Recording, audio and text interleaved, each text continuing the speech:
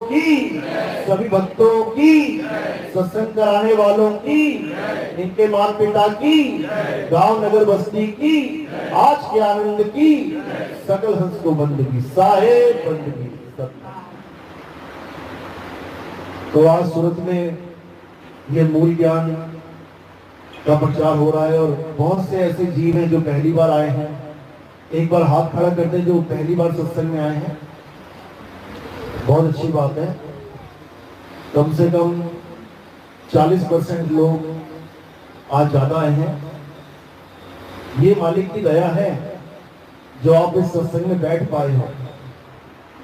ये उसकी कृपा है कि आप इस सत्संग को थोड़ा सा भी समझ पाए, क्योंकि जन्मों जन्म बीत गए, जन्मों जन्म बीत गए इस दुनिया में चक्कर लगाते हुए, जन्मों जन्म बीत गए अलग अलग माओं के गर्भ में घूमते हुए। कभी किसी का बेटा बन के आ गए, कभी किसी का बेटा बन के आ गए, कभी हिंदू के घर में पैदा हो गए, कभी मुसलमान के, कभी सिख के घर में पैदा हो गए, कभी ईसाई के, कभी किसी जानवर के पैदा हो गए, कभी किसी पक्षी के। ये चक्कर चलता ही आ रहा है और ये खत्म होने वाला नहीं है कि कोई सोचे खत्म हो जाए। आज कितना समय हो गया इस सृष्टि चलते हुए।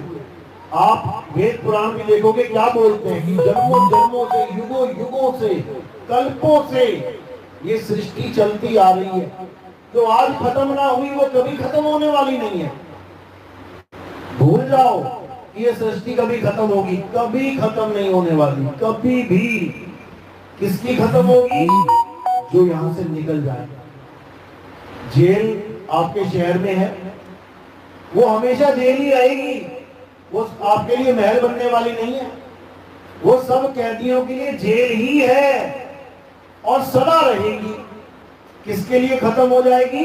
जो वहां से निकल आएगा। अब उसके लिए वो जेल है ना है कोई मतलब नहीं है उसको। यानी ये 3 लोक में जो आ गया वो इसी जेल में धक्के खा रहा है। अब 3 लोक से जो निकल जाएगा उसके लिए ये जेल खत्म हो जाएगी। तो क्या कह रहे हैं साहिब? 3 लोक एक जेल है, पाप पुण्य 2 जाल, सारा जग भोजन बना खाने वाला काल। कि 3 लोग एक जेल है। ये जो हमें सूरज चांद सितारे धरती आकाश दिखाई दे रहा है, ये हमें लगता है कि परमात्मा ने बनाया है। इस गलत बाहर निकल सको, निकल जाओ। ये परमात्मा ने नहीं बनाया। परमात्मा का घर तो छोड़ के हम यहां आ गए हैं, तभी तो हमें सारे ग्रंथ, सारे संत ये समझा रहे हैं कि इस मायावी संसार से निकलो, भगवान का नाम लो, भगवान का नाम जपो। क्यों भगवान का नाम जपना है? अगर भगवान ने बनाई है तो नाम जपने की जरूरत क्या है? भगवान की दुनिया में तो बैठे हैं हम, फिर नाम जाप को तुम क्यों अहमियत दे रहे हो? क्यों कह रहे हो सारे मिलके नाम जपो, नाम जपो? क्या हो जाएगा नाम जप के? फिर कहते तुम इस भव सागर से बाहर आ जाओगे। अरे बनाया भी तो उसी ने है, बनाया भी तो उसी ने है जिसका तू नाम जपवा रहा है। इतना भी बुद्धि, इतनी भी विवेक शक्ति काम नहीं कर रही है कि जिसने ये जेल बनाई है उसी का नाम जप के कभी कोई पार हो सकता है क्या? बकरा कसाई के आगे हाथ जोड़ के खड़ा हो जाए तो बच सकता है क्या? बकरा क्या करे कसाई के आगे की बच जाए? कसाई का काम ही बकरा काटना है। वो चाहे रोए, चीखे, गिड़गिड़ाए, चाहे उस कसाई का नाम क्यों ना जपे, वो बचने वाला नहीं है। अब कैसे बचेगा? जब कसाई से अपना मन हटा के उस बचाने वाले से जोड़ेगा, उसको फरियाद करेगा कि बचाओ, तब वो आएगा बचाने। यही कबीर साहब समझा रहे हैं। अरे जो भक्षक कहां ध्यान लगाई और जो रक्षक उसे छीन ना पाई। जो सारी दुनिया को मार रहा है, जो सारी दुनिया को काट रहा है, जला रहा है, भस्म कर डाल रहा है, उसको तो भगवान मान के बैठा है। और जो इस दुनिया को बचाने वाला है, उसको जान ही नहीं पा रहा है। यही दुविधा है। वो बताने भी आ जाए ना तब भी उसकी नहीं मान रहा। तो कौन है वो बचाने वाला? वो परम पिता परमात्मा है। वो दया का सागर है, वो कसाई नहीं है। और इस संसार को बनाने वाला कसाई है।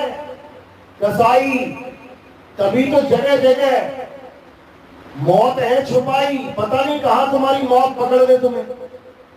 पानी में मौत, मिट्टी में मौत, हवा से मौत, आग से मौत, आकाश में मौत। पांचों तत्व बनाए और पांचों में मौत ही मौत छुपी हुई है। बताओ ऐसा कैसा भगवान है? अरे तुम एक छोटा सा मकान बनाते हो, ISI मार्क के स्विच लेके आते हो, बिजली की करंट की तारें अच्छी क्वालिटी की लेके आते हो, हर चीज सेफ्टी सिक्योरिटी के आधार पे लेके आते हो कि मेरे बच्चे को कहीं भी कोई तकलीफ ना हो। और उसने क्या दुनिया बनाई है? उसने 5 तत्व बनाए, पांचों में ही मौत छुपा रखी है। पानी बनाया, पानी में डूब के मर जाएगा। धरती बनाई, धरती में दफन होके मर जाएगा। पहाड़ बनाए, पहाड़ में गिर के मर जाएगा। हवा बनाई, तूफान से मर जाएगा।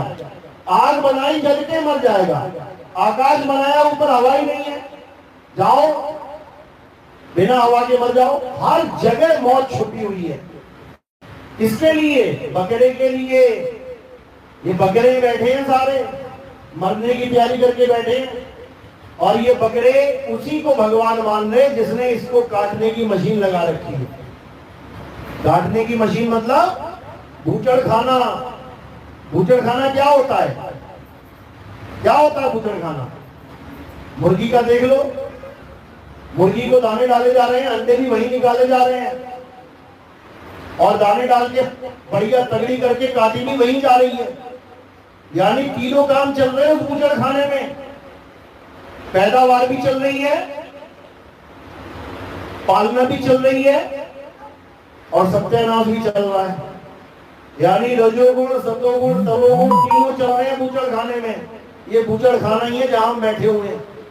यहाँ कुछ नहीं पता कब तुम फ्राई हो जाओ, कब तुम तले जाओ, कब तुम जल जाओ, कुछ नहीं पता। यहाँ पे भगवानों के स्थान भी नहीं छोड़े जाते हैं। लोग जाते हैं पूजा पाठ करने, मंदिरों में ही मर जाते हैं।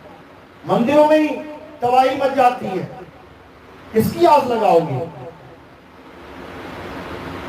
यही समझा रहे हैं कबीर साहब कि जब तक तुम्हें यही समझ में नहीं आया कि तुम्हारा घर कौन सा है और जेल कौन सी है, तब तक तुम क्या भागोगे? भाग ही नहीं सकते। जेल से वो कैदी भागता है जिसको समझ में आ जाता है ये जेल है, और जिसको जेल में बढ़िया खाना पीना मिल रहा है, बढ़िया पहनना मिल रहा है, बढ़िया रहना मिल रहा है, ऐश है जेल में, उसको तो वही घर लग रहा है। तो इस जेल को वो लोग घर मानते हैं जिसको इस जेल से प्यार है, और इस जेल से भागने की वो कोशिश करते हैं जिनको समझ में आ जाता है कि बेटा ये जेल है, अब यहां से निकलना है, नहीं तो वापस जन्मों जन्म की चक्की में पिसना पड़ेगा। तो कबीर साहब यही समझा रहे हैं कि 3 लोग एक जेल है, और पाप पुण्य 2 जाल, सारा जग भोजन बना, खाने वाला काल। वो काल भगवान किसी को नहीं छोड़ने वाला। तुम कितनी पूजा पाठ कर लो, उन लोगों ने नहीं करी थी क्या? जो अभी अहमदाबाद में एक्सीडेंट हुआ, हवाई जहाज क्रैश हो गया, वो पूजा पाठ नहीं करते थे क्या? वो अभी उनकी पूरी हिस्ट्री निकाल के देखो, घरों में जाओ, देखो कौन कौन से भगवानों की मूर्ति मिलेंगी। सोने की मूर्तियां मिलेंगी, क्योंकि वो गरीब पार्टी नहीं थी जो जा रही थी इंग्लैंड। गरीब नहीं जाता इंग्लैंड, कौन जाता है? करोड़पति लोग जाते हैं घूमने फिरने मौज करने। तो वो कोई छोटी मोटी हस्तियां नहीं है, वो कोई छोटी मोटी हस्ती नहीं है कि वो छोटा मोटा भैरव पूछते होंगे। वो बड़े बड़े भगवानों वाले हैं, कोई नारायण, कोई नारायण। जाके देख लेना उनकी फोटो, घर में कौन कौन से भगवानों की है, और पूछ लेना क्या पूजा नहीं करते थे? अरे बड़ी पूजा करता था मेरा बेटा, बड़ी पूजा करती थी मेरी माँ। तो क्या हुआ? कोयला बन के निकली है, कोयला बन के। ये भगवानों की पूजा करने का फल है। किस किस को चाहिए फल? हाथ खड़ा कर देना, चाहिए किसी को? अगर ऐसा फल होता है भगवान की पूजा करने का तो हाथ खड़ा कर दो जिसको चाहिए। तो ये है काल भगवान की पूजा करने का मजा। कबीर साहब समझा रहे हैं, ये काल भगवान अपनी ही पूजा करवाता है और फिर खुद ही काटता है, ये बचाता नहीं किसी को। इतना निर्दयी है ये काल निरंजन। अगर इसके बारे में ज्यादा जानकारी चाहिए, अनुराग सागर पढ़ लेना। कौन सा ग्रंथ? अनुराग सागर। तुम्हें पता लग जाएगा इस काल भगवान ने क्या खेल खेल रखा है यहाँ पे, और देवी देवताओं की पूजा में मगन करवा रखा है सबको। खुद तक तो पहुंचने भी नहीं देता किसी को, ये समझ लो। तो कबीर साहब समझाते हैं इस काल के बारे में कि ये काल बड़ा अन्यायी है, ये बड़ा निर्दयी है। तुम सारी उम्र इसकी पूजा करते रहो, ये तब भी तुम्हारा कत्ल करेगा। इसका काम ही यही है। इसलिए अब क्या करना है? अब परमात्मा की शरण में जाना है। अब परमात्मा की शरण क्या होती है वो समझ लो अच्छे से। परमात्मा की शरण का मतलब होता है परम आत्मा। उसके नाम में ही भेद छुपा हुआ है। यानी अब हम किसकी शरण में जाएंगे? परम आत्मा। यानी शरीरों का कोई खेल ही नहीं है। ये कोई राम जी, हनुमान जी, कृष्ण जी, माता जी का खेल नहीं चल रहा है यहाँ पे। अब चलेगा खेल परम आत्मा का, यानी वो जो हर प्रकार के शरीर से न्यारा है, परम आत्मा। और हम सब कौन है? जीव आत्मा। यानी जीव आत्मा और परम आत्मा, बस अब दो चीजें रहनी चाहिए तुम्हारे दिमाग में। शरीर नाम की चीज को निकाल दो, नहीं तो फिर फ्राई होगे, निकलोगे बढ़िया वाला। अब हटा दो उसको दिमाग से।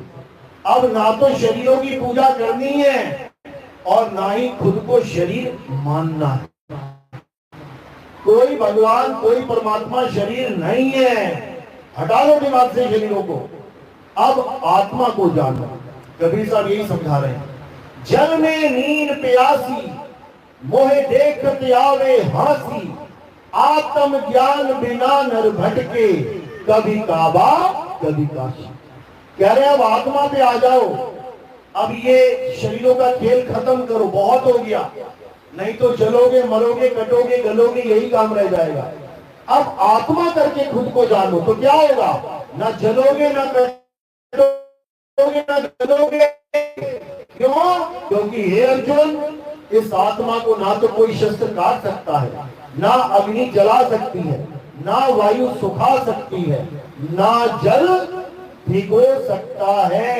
जब इस आत्मा को कोई कुछ करे ही नहीं सकता तो ये पूजा किसकी करे? क्यों ना खुद को ही जान ले। समझो, ये उनकी पूजा करने में लगी पड़ी है जिनके पैरों में तीर लग गए, शरीर छूट गया। किसके लगा तीर? कौन से भगवान के पैर में तीर लगा था? कृष्ण भगवान की। और तुम्हारे पैर में तीर लग सकता है क्या? तुम आत्मा हो, आत्मा के पैर में तीर लग सकता है क्या? नहीं लग सकता।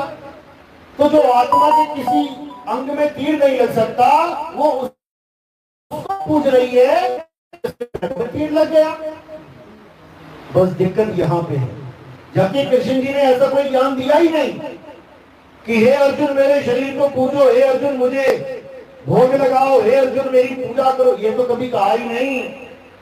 वो तो अर्जुन को ये समझाते रहे, हे अर्जुन ना तू शरीर है ना मैं शरीर हूं, ये शरीर तो इस आत्मा के कपड़े हैं। कुछ समय के लिए मैंने पहन लिए, कुछ समय के लिए तूने पहन लिए। ये कपड़े मैं भी उतार दूंगा, ये तू भी उतार देगा, और ये जितने राजा महाराजा ये भी उतार देंगे। इन कपड़ों की तो मृत्यु हो जाएगी, लेकिन हम तो अमर हैं। ये ज्ञान दिया था कृष्ण जी ने, लेकिन ये ज्ञान किसी को समझ में नहीं आया। तो क्या करने लग गए?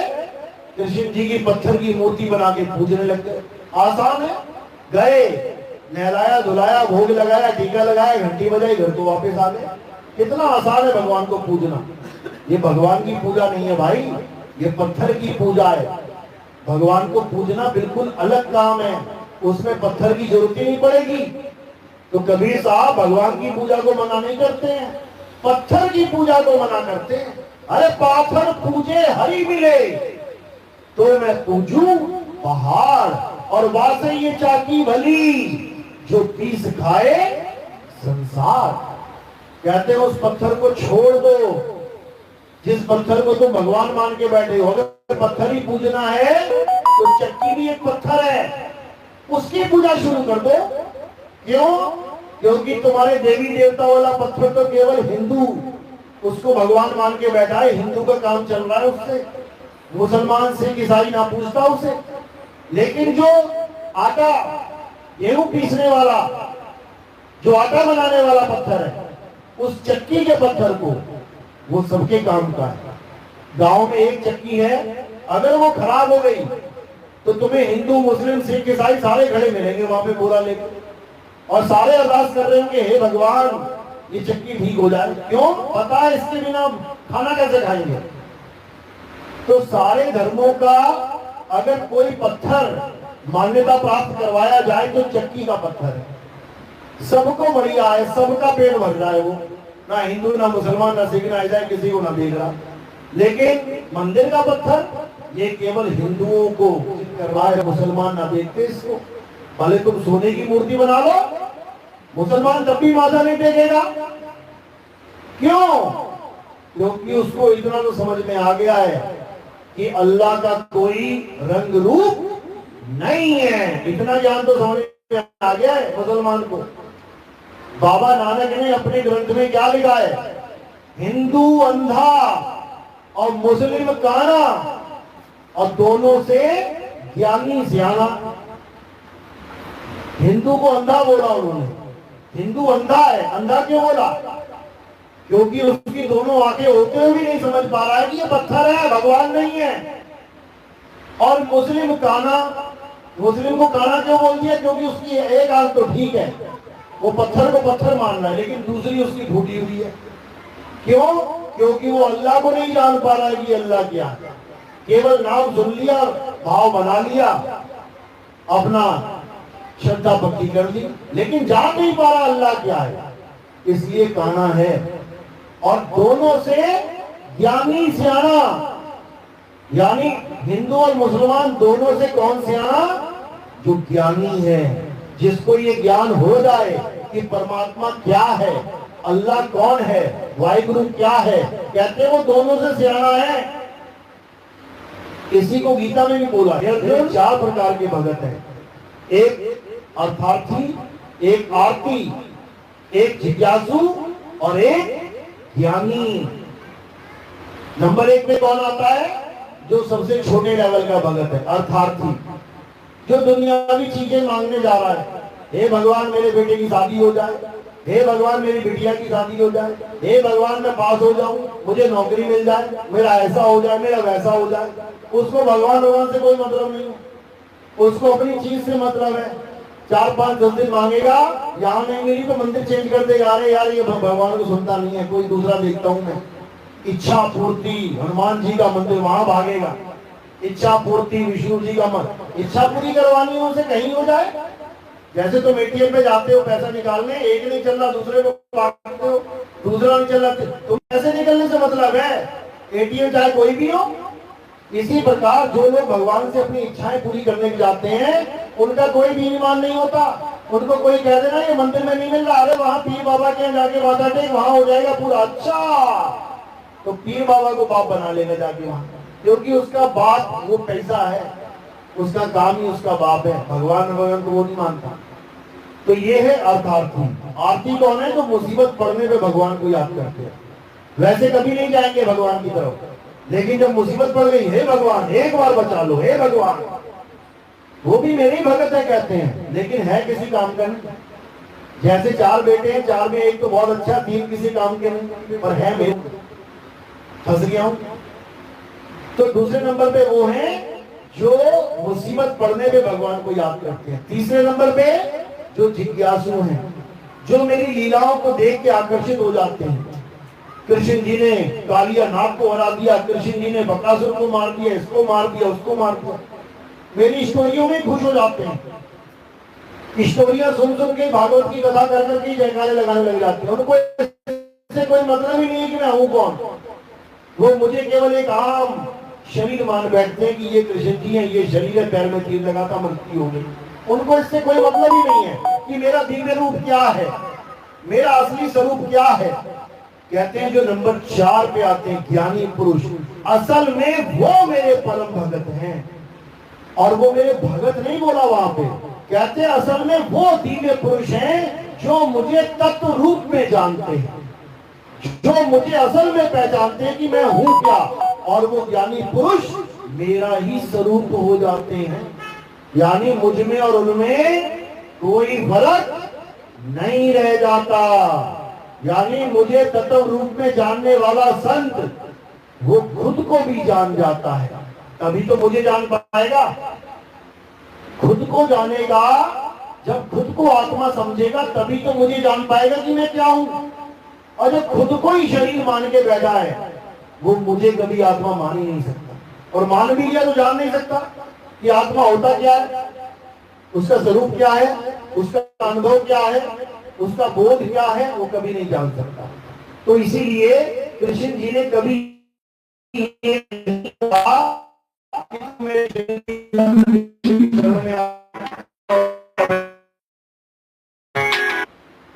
कृष्ण जी ने हमेशा एक ही बात करी कि मेरे स्वरूप को जानो। कैसे जान पाएंगे? हे अर्जुन, जब तुम ऐसे तत्वदर्शी संत की शरण में जाओगे जो तुम्हें असत्य और सत्य दोनों तत्वों का बोध कराएगा, दोनों तत्वों के बारे में समझा देगा, तब समझना कि अब तुम मुझे जान पाओगे, नहीं तो और कोई विधि है ही नहीं मुझे जानना।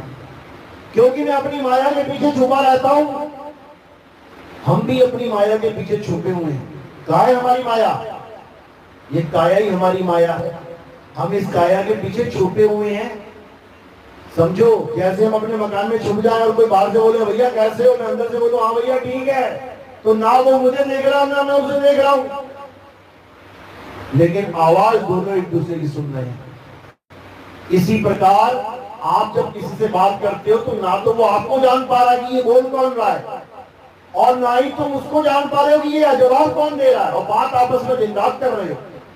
लड़का सोच रहा है ये सामने जो लड़की है ये मुझसे बात कर रही है, और लड़की सोच रही है सामने लड़का खड़ा है ये मुझसे बात कर रहा है। दोनों को बेवकूफ बना दिया माया ने। असल में जीव ही जीव से बात कर रहा है, आत्मा ही आत्मा से बात कर रही है। ये किसी के समझ में नहीं आ रहा, और इस शरीर को ही सत्य मान के एक दूसरे के साथ जीवन जी रहे हैं। एक दूसरे को समझ भी नहीं पा रहे हैं कि दोनों का स्वरूप क्या है।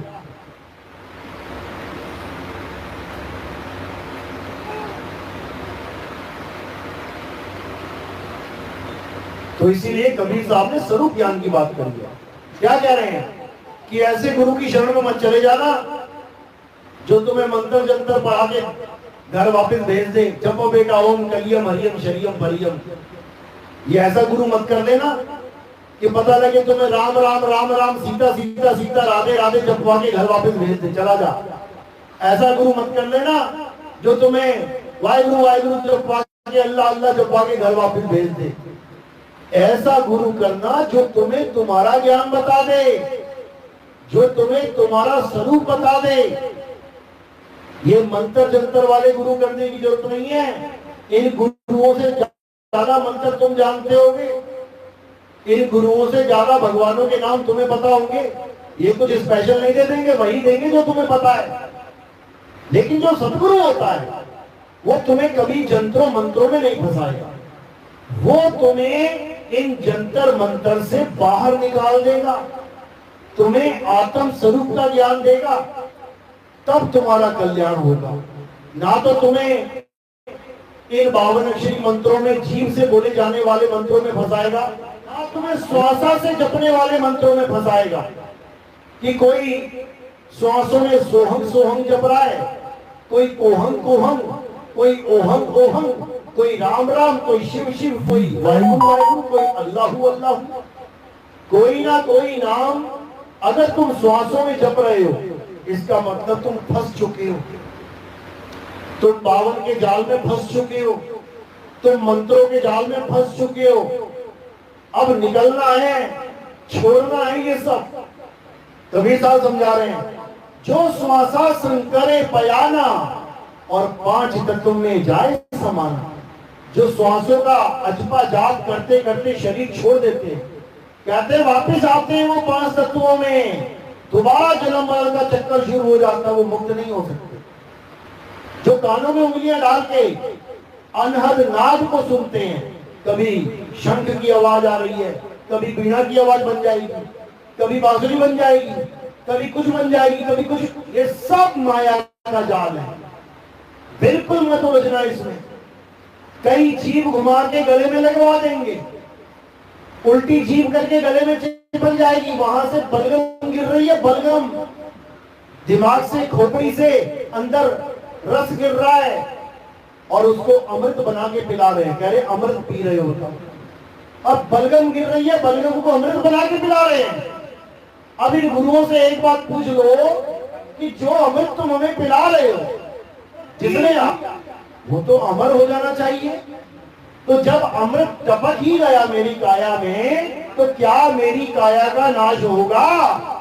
तो क्या बोलेंगे, काया का तो सबका नाश होना है, तो फिर अमृत काहे का है? ये डुप्लीकेट अमृत है क्या?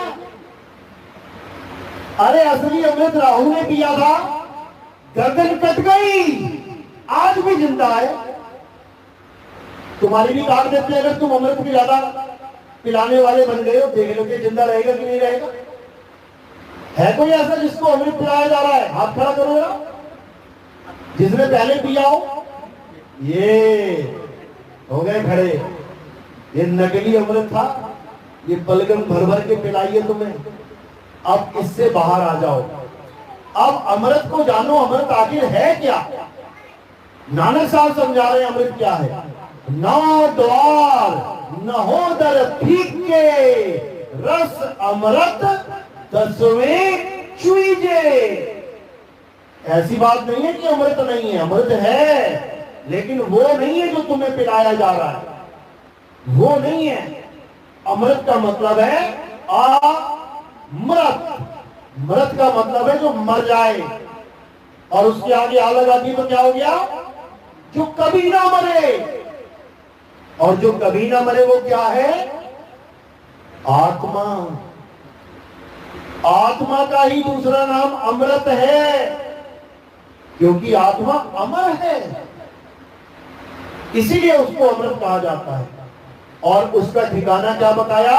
नौ द्वार नहोदर भीगे, रस अमृत 10वें चुईजे। जब वेदी गुरु तुम्हें ज्ञान समझाता है, तुम्हें सब द्वारों का बोध करवाता है, तुम्हें तुम्हारी आत्मा का बोध करवाता है, उसका स्थान बताता है, वहां पहुंचना कैसे है, अपने तक ही पहुंचना है। तुम खुद से ही जुदा होके बैठे हो, और जब खुद में आ जाओगे तो खुदा को पा जाओगे। एक कुत्ते के आगे शीशा लगा दिया गया, अब वो कुत्ता अकेला है कमरे में। एक कुत्ता अकेला है कमरे में। कितने कुत्ते कमरे में? एक। अब उसके आगे एक शीशा लगा दिया, कितने कुत्ते हो गए? बस यही तो भरम है, दो हो गए। अरे एक ही कुत्ता है, शीशा लगाया कि कुत्ता थोड़ी नहीं घुसाया दूसरा। उस एक कुत्ते के आगे जो शीशा लगा दिया, अब वो कुत्ता खुद से ही जुदा हो गया, क्योंकि अब वो अपनी तरफ ध्यान ही नहीं दे रहा है। अब उसका सारा ध्यान कहाँ है? वो सामने वाले कुत्ते में, डुप्लीकेट कुत्ता, उसके प्रतिबिंब में। अब भाग भाग के अपना जन्म बर्बाद कर लेता है। अब करना क्या है? अब सारा ध्यान उस शीशे से निकाल के कहां लगाना है? खुद में। खुद में यानी खुद ही को पाना है, किसी और को नहीं पाना है, खुद ही खुद को पाना है, तब मुक्ति होगी। यही कबीर साहब समझा रहे हैं। कह रहे गुरुआ तो घर घर फिरे, कौड़ी केर 50, अपने रूप की खबर नहीं और शिष्य करण की आस। कहते अपने रूप की खबर नहीं। जैसे वो कुत्ता भौंक रहा है, अपने आप को नहीं जान रहा है, जो दिख रहा है उसको मान रहा है, इसी प्रकार ये गुरुआ लोग भी अपने आप को नहीं जान रहे हैं। जो दिख रहा है उसे मान के बैठे कि ये मैं हूं, ये तू है, इसीलिए उलझा रखा है सबको। तो जब तक ये नहीं समझोगे कि ना तुम शरीर हो, ना तुम्हारा गुरु शरीर है, तब तक तुम्हारी मुक्ति होने वाली नहीं है। समझ लो अच्छे से। अब क्या करना है? अब उस आत्म स्वरूप को जानना है, जिसको जानने मात्र से तुम्हारी वो की जितने भी ये कर्मों की बेरियां लगी पड़ी हैं, ये सब खत्म हो जाएंगी, सबका नाश हो जाएगा।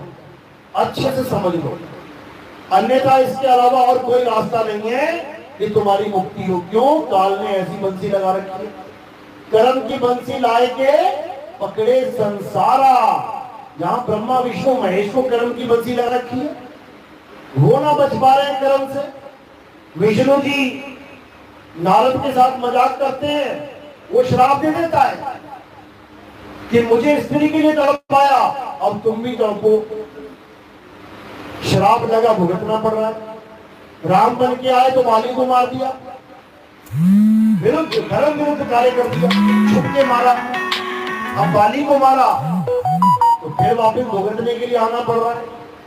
कृष्ण बन के आए, कृष्ण जी बन के आगे भी क्या सुख मिला, फिर श्राप लगा, पूरा पूरा वंश चौपट हो गया अपना। ऐसे ऐसे श्राप लगे तो कोई नहीं बच पा रहा है। कौन बचेगा? बस वही बचेगा जो अपने स्वरूप को प्राप्त कर लेगा। क्योंकि अगर अपने आप को जान गए तो ये सारा जाल अपने आप छट जाएगा कि तुमने कोई गलत काम किया या तुमने कोई पुण्य किया, दोनों का खेल खत्म। क्यों? क्योंकि पाप पुण्य ये दोनों बेड़ी एक लोहे एक कंचन के लिए। ये हमें लगता है कि इस दुनिया में बस पुण्य पुण्य करते रहो तो हमारी मुक्ति हो जाएगी, भगवान खुश हो जाएंगे। किसी की मुक्ति होने वाली नहीं है।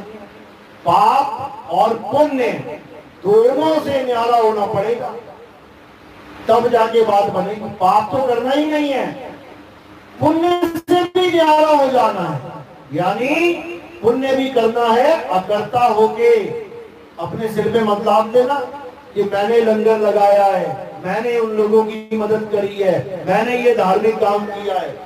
अगर पुण्य करोगे तो पुण्य का फल भुगतने के लिए आना पड़ेगा, पाप करोगे तो पाप का फल भुगतने के लिए आना पड़ेगा। तो क्या करना है? दोनों से न्यारे हो जाना है। यानी अपने आप को कर्ता मानना ही नहीं है। नानक साहब यही समझा रहे हैं, जब लग जानू मैं हूं कर्ता, तब लग गर्भ जून में फिरता। जब लग जानू बैरी नीत, तब लग नहीं चलना ही चीत। यानी आपने बस 3 चीजों पे ध्यान देना है। नंबर 1, आप कुछ करते ही नहीं हो। अगर कुछ हो भी जाता है तो बिल्कुल किनारे हो जाना, दिमाग में बीज मत डाल देना कि तुमने कर दिया है। समझो, पूरे दिन में जो भी तुम करते हो तुम करते ही नहीं हो। सबसे बड़ा जाल यही है कि तुम करते हो। जिस दिन तुम्हें पता लग गया ना कि तुम क्या हो, उस दिन तुम्हें बताना नहीं पड़ेगा कि तुम करते हो कि नहीं करते हो। उस दिन तुम्हें खुद समझ में आ जाएगा मैं कुछ करता ही नहीं हूं। जैसे करंट इस पंखे में भी है, में भी है, हीटर गीजर सब में है, लेकिन वो करंट ना तुम्हें हवा दे रहा है, ना तुम्हें ठंड दे रहा है, ना तुम्हें गर्मी दे रहा है, कुछ नहीं कर रहा वो करंट। ये कर कौन रहा है? ये जो दिख रहा है तुम्हें, पंखा, बल्ब, हीटर, गीजर, ये बिजली के उपकरण तुम्हें सर्दी भी दे रहे हैं, गर्मी भी दे रहे हैं। करंट तुम्हें नहीं कुछ दे रहा। तुमने करंट की तार ले ली, ये कनेक्शन ले लिया, ना तुम हीटर ले लिया हो, ना तुम कूलर ले लिया हो, ना तुम एसी ले लिया हो, बताओ तुम्हें क्या देगा? गर्मी देगा कि सर्दी देगा? वो कुछ नहीं देगा तुम्हें। वो अकर्ता है, लेकिन सब कुछ उसके द्वारा हो रहा है, इसलिए कर्ता बना है। यानी ये आत्मा अकर्ता है, लेकिन आत्मा के द्वारा ही सब कुछ हो रहा है, इसलिए कर्ता बना बैठा है। अब किसी भरम को तोड़ना है। इसी भ्रम को तोड़ दो कि तुम कुछ कर ही नहीं सकते, और जब तुम कुछ कर ही नहीं सकते तो तुम्हारे ऊपर कोई बल लागू ही नहीं होता। लेकिन केवल बातों से नहीं होगा, इसके लिए तुम्हें अनुभव करना पड़ेगा अपना, तुम्हें खुद को जानना पड़ेगा कि आखिर तुम हो क्या। और जैसे ही तुम्हें पता लग जाएगा कि तुम क्या हो, उसके बाद ये कर्म का खेल खत्म हो जाएगा। तो कबीर साहब यही समझा रहे हैं कि जब तक ऐसा गुरु नहीं मिल गया जो तुम्हें स्वरूप ज्ञान करवा दे, तब तक गुरु और चेला दोनों नरक में ठेलम ठेला, दोनों को आना पड़ेगा। अगर गुरु अपना स्वरूप नहीं जानता और केवल मंत्रों का जाप करवाता है तो समझना कि वो अजगर बनने वाला है और तुम चींटी बनने वाले हो। तो कबीर साहब समझा रहे हैं, झूठा गुरु अजगर बना और लख 84 जाए, सारी संकट बनी तोड़ तोड़ के खाए।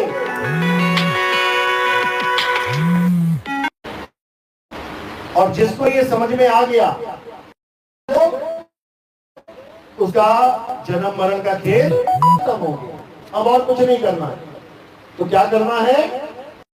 शरण में जाना है जो तुम्हें तुम्हारा स्वरूप बता दे। और जब तुम्हें स्वरूप का ज्ञान हो जाएगा तब तुम में और तुम्हारे पिता में कोई अंतर नहीं रह जाएगा। एक कुएं से मटका लेके आए पानी का, अब वो देखने में लग रहा है तुम्हें कि वो अलग है, लेकिन जब वही मटका वापस कुएं में डाल दो, अब बताओ क्या अलग है?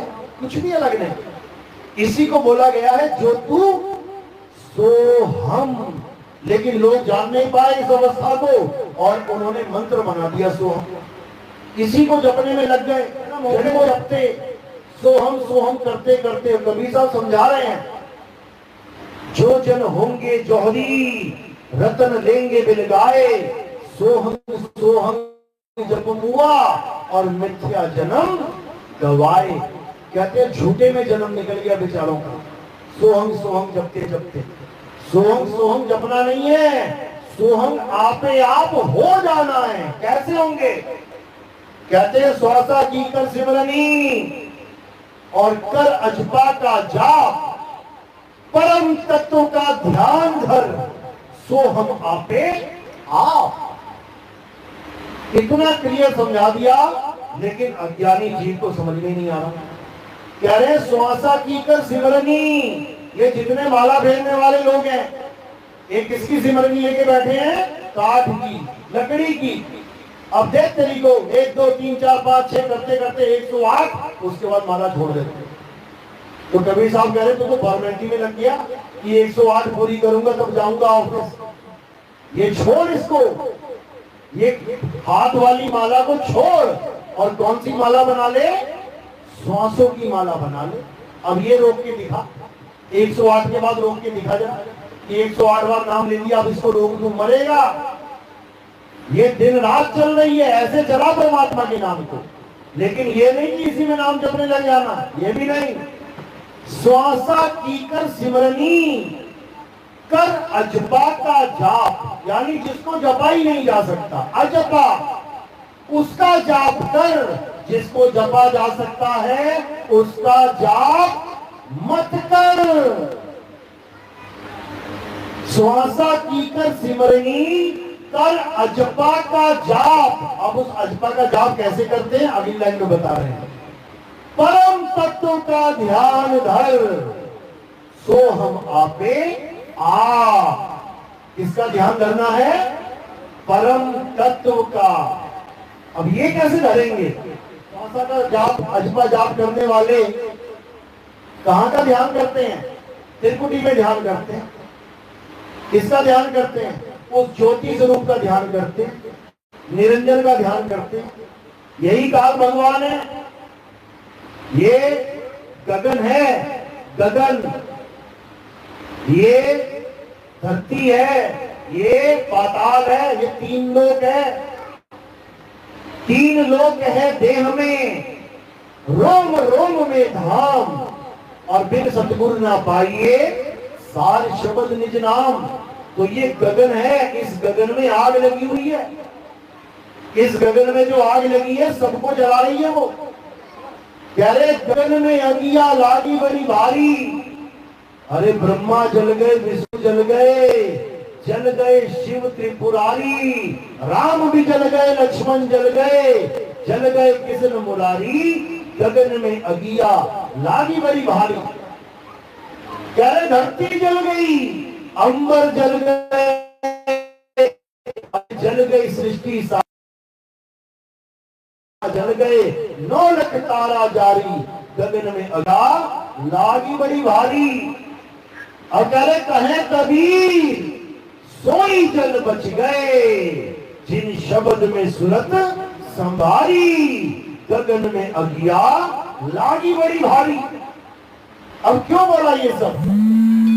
क्योंकि तुम्हें जितने भी ये दिखाई दे रहे हैं भगवान, जो भी तपस्या करने में लगे हुए हैं, भोले शंकर को देख लो, कहां पे ध्यान लगा के बैठे हैं।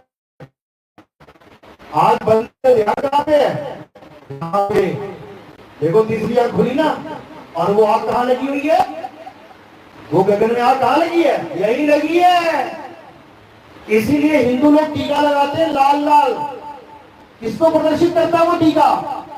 कि यहाँ है वो ज्योत, यहाँ पे ध्यान रखो। चंदन का टीका लगाते हैं ताकि ठंडक लगी रहे यहाँ पे और ध्यान अपने आप यहाँ केंद्रित रहे। औरतें बिंदी क्यों लगाती हैं यहाँ पे? यहाँ क्यों नहीं लगाती हैं? उनका ध्यान यहाँ रहे। एक चीटी भी चलती है ना, तुम्हारा ध्यान अपने आप आ जाता है, अरे चीटी है यहाँ पे, कुछ है यहाँ पे। तो जब 24 घंटे बिंदी लगा के रखेंगी तो ध्यान कहाँ रहेगा?